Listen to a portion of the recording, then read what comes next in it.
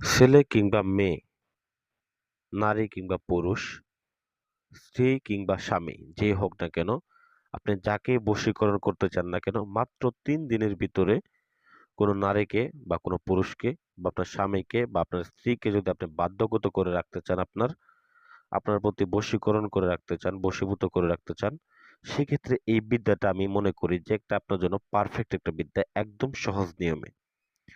তো আসলে মূলত এই ধরনের কুফরি লাইনে আসলে কোনো বিষয়ই এতটা সহজ নয়। যেটা নিয়ে আলোচনা করব, এটা এটার মাধ্যমে আপনার যে কোনো জায়গায়, যেমন আপনি থাকেন ঢাকায়, আপনার স্ত্রী থাকে রাজশাহী, তো সেক্ষেত্রে দেখা গেছে আপনার স্বামী আপনার সাথে যোগাযোগ করেন, আপনার সাথে কথা বলেন, আরেকটা বিবাহ করেছে, বা আপনার স্ত্রী আপনার সাথে কথা বলেন, আপনার সাথে যোগাযোগ করে না, বা আপনার স্বামী বিদেশ থাকে, সে আপনার সাথে যোগাযোগ করে না, টাকা পয়সা দেয় না, খরচ দেয় না, বা আপনার প্রেমিক আপনাকে ধোঁকা দিয়েছে, সম্পর্ক করে করে দেখা গেছে যে অনেক অনেক কিছু মানে আপনাদের মধ্যে হয়ে গেছে, কিন্তু কোনো প্রকার বিয়ে শাদী করতে চাইতেছে না। তো সেক্ষেত্রে আপনি বশীকরণ করা দরকার।